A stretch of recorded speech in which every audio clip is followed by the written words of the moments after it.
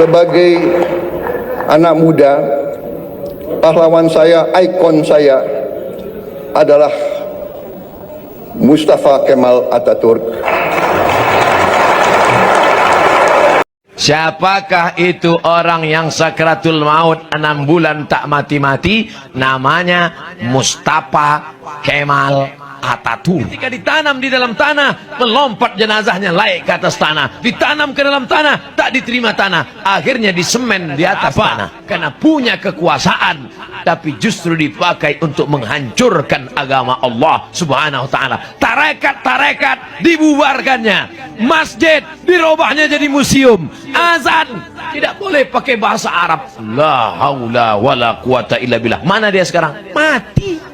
Assalamualaikum sahabat Maebong, ini sedang viral ya tentang presiden kita Pak Prabowo Subianto. Beliau itu menyampaikan di sebuah pidatonya bahwasanya beliau itu mengidolakan kepada Mustafa Kemal Atatürk, sang presiden pertama di Turki. Nah, ini menjadi perbincangan masyarakat. Kenapa presiden kita itu Pak Prabowo itu kok mengidolakan sosok presiden Turki yang pertama itu yang akhlaknya buruk katanya, yang jelek, yang tidak diterima oleh bumi ya.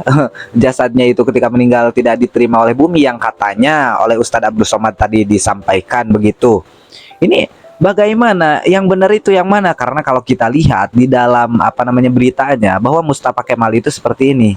Nah, di dalam sebuah artikel bahwasanya klaim jasad Mustafa Kemal Atatürk ditolak bumi adalah hoaks. Penyebaran hoaks ini mungkin berasal dari video yang mengklaim jasad Atatürk ditolak bumi dan keluarnya bau busuk dari makam. Namun ya, klaim ini tidak didukung oleh fakta dan hanya merupakan berita bohong. Jadi beritanya tentang Presiden Mustafa Kemal ya yang tidak diterima bumi, terus jasadnya bau busuk, itu benar atau tidaknya wallahu alam. Karena di sebuah artikel di berita-berita mengatakan bahwasanya itu adalah hoax, tidak sesuai dengan fakta.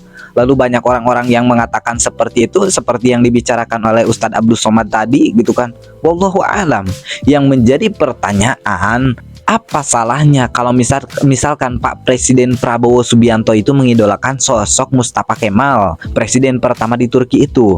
Apa salahnya? Atau mungkin kesalahannya itu mengidolakan sosok presiden yang mendukung tentang sekularisme gitu. Apa sekularisme? Sekularisme itu adalah sebuah pemahaman yang memisahkan antara tentang duniawi dan juga agama gitu loh. Tentang sistem politik, sistem pendidikan, sistem hukum-hukum negara. Itu dipisahkan antara masalah duniawi dan juga agama.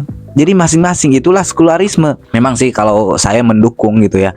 Mendukung itu ya negara itu yang didukung oleh hukum-hukum agama, hukum agama Islam gitu loh. Kalau di negara Indonesia ditegakkan hukum Islam itu nggak bakalan ada yang namanya korupsi gitu kan. Orang yang korupsi itu harus dikisos gitu kan karena maling. Saya mendukung seperti itu. Tapi kan tidak bisa di negara Indonesia ini. Yang menjadi pertanyaan kembali lagi, apa salahnya Presiden Prabowo Subianto mengidolakan sosok Mustafa Kemal? Kalau kita lihat daripada pembicaraan Pak Prabowo Subianto, kita tarik kesimpulan bahwa husnuzon saya ya, berbaik sangka saya kepada Pak Prabowo Subianto, beliau itu hanya menghormati negara Turki.